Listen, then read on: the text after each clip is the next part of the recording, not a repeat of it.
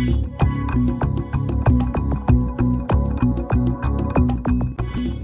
it's a pleasure to welcome you. Glad to be here. So, no better person than you. You led Tesla in a much stronger and much better way. Now that you see the whole conference here is built on connected mobility, car connectivity, etc. Tesla in some ways led this 3-4 years ago, but now more of the players are coming to market. So I wanted your perspective first on the global trend on connected cars. Yeah, very good. Great question. So the trend, I feel, is even before coming here, there was a person who asked me this question to say, do you really think it is real? Is it going to be, or is it going to be just people talking about it now and eventually something really happens after like 30 years? I don't think so, because I think it is real. It's going to happen significantly sooner and faster than people think. Here's my reasons why. I think some of the clue is one, the efforts, investment, and innovation that is happening. Efforts, especially from big players who have lots of resources, are seriously investing a lot of capital as well as people in this one. You can see all the big names, from Google to Tesla, from the Silicon Valley companies like Uber to the Detroit established automotive manufacturers. Everyone investing and involving in this. So I think it's real. And the second is, as I mentioned briefly in my speech, is when government gets involved to put in guidelines, that means it's real. Usually they come in much later, right? Many times they're pretty slow. When they start doing some things, that means it is real. So it is real this time, and it's going to happen much faster than we all think. But I'm not saying it's level 5 autonomy will happen in 2 years or 3 years.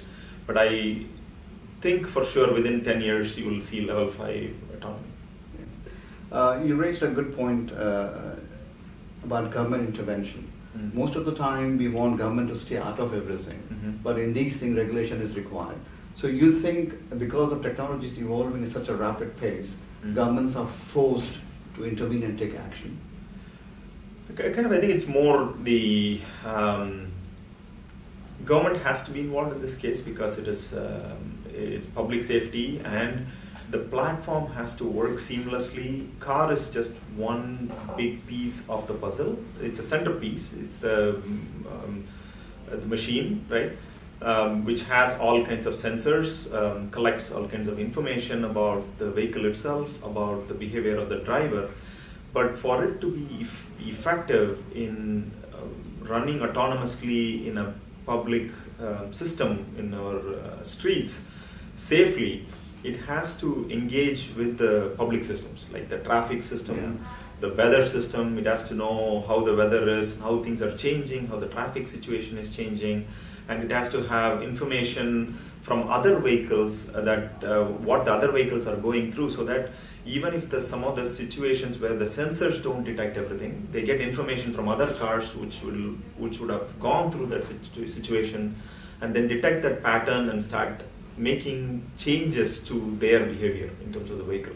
An example I can tell is, if there is extreme weather conditions in a road which rapidly changed, which was not there before, and the sensors, if it's very dark and if it's snow, and if the road has a big new bump or a roadblock that 1 or 2 vehicles or 3 vehicles have gone through, that information should be shared in the cloud, and a new car coming in that direction, even though the sensors may not detect, it should know that, okay, other cars have gone through, there is a pattern here, I should slow down or apply brakes right away.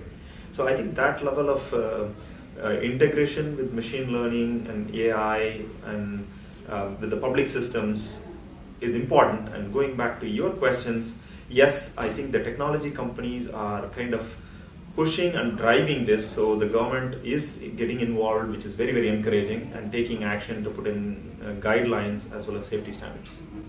I just want to take you back to electric cars and Mm-hmm. Tesla. Mm-hmm. I think Tesla is a very sexy car. People line up Absolutely to order those. It has a first mover advantage. But now there are more traditional players coming into the market in that particular space and at much lower price models. How do you think that particular segment is going to play out? Yeah, I think it's an evolution. The great thing about Tesla, one is it's a gorgeous vehicle, and in addition to that, I think the most important thing is the vehicle is a holistic automobile which is already kind of thought through for the future, so built in with the necessary sensors. Obviously, it needs to still have more advanced as the technology evolves. It will probably come in with advanced built-in the sensors and radars and things like that. But the advantage for Tesla is they already have a holistic functioning vehicle with the basic necessary sensors, radars, and all the systems for basic level of autonomy, which they are constantly improving through their software, because the software really talks to every major working part in the car. So that really helps them to advance much faster now that other companies are also investing. I think in my view, it's a healthy competition, a healthy race that is happening.